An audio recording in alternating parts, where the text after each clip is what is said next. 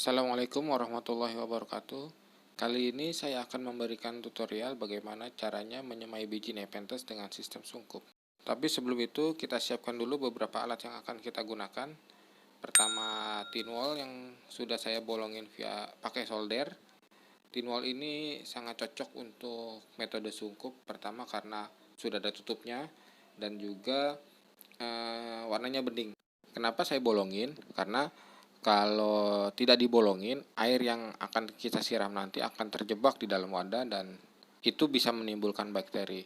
Alasan saya memilih tin wall lainnya adalah dia punya tutup yang cukup rapat, jadi tidak mudah terbuka.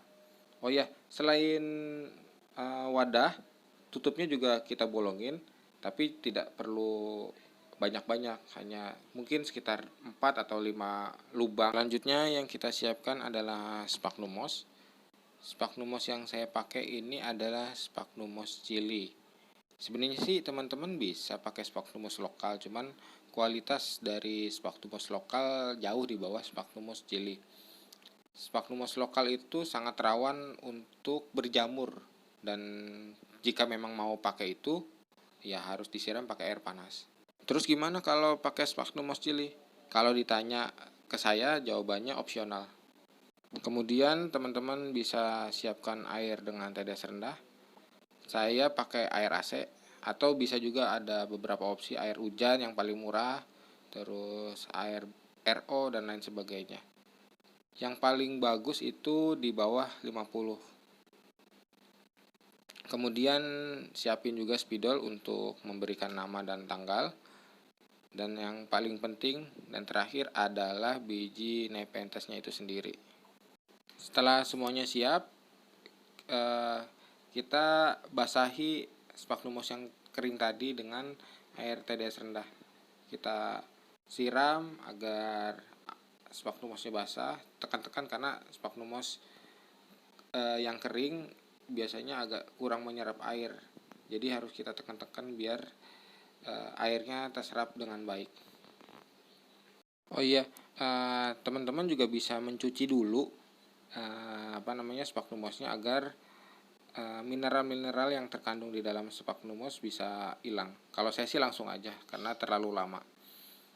Kita remas agar airnya terserap. Setelah itu kita taruh di wadah yang sudah dibolongin tadi. Kita tata di wadah agar rata.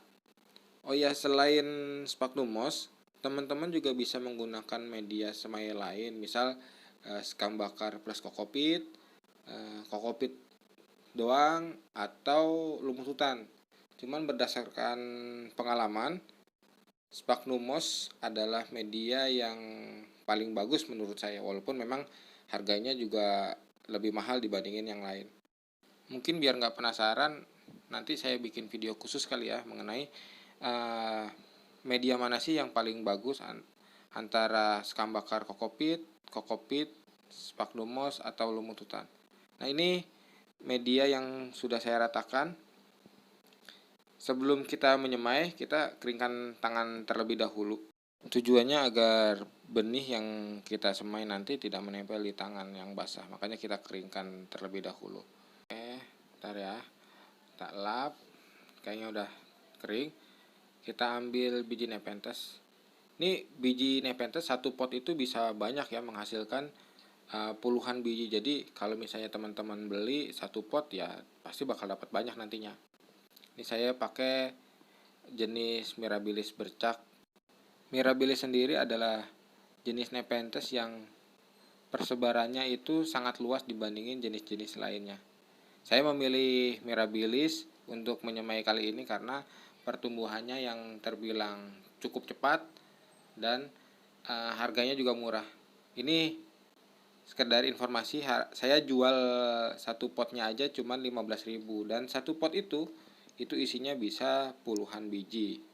Nah ya, kita sebar agar rata.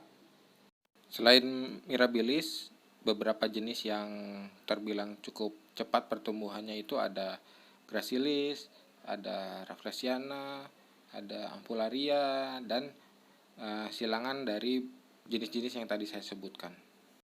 Teman-teman juga harus tahu biji Nepenthes juga punya waktu kadaluarsa.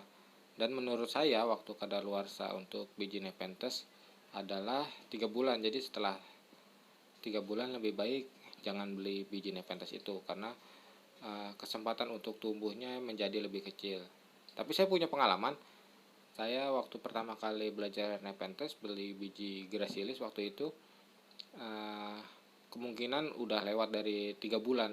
Jadi saya semai, hasilnya adalah 2 bulan baru sprout. Padahal kalau biji fresh itu 2 minggu juga sudah sprout.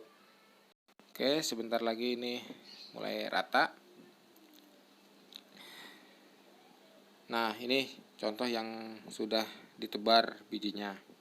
Teman-teman juga bisa menyemprot biji Nepenthes dengan menggunakan spray yang halus agar bijinya basah.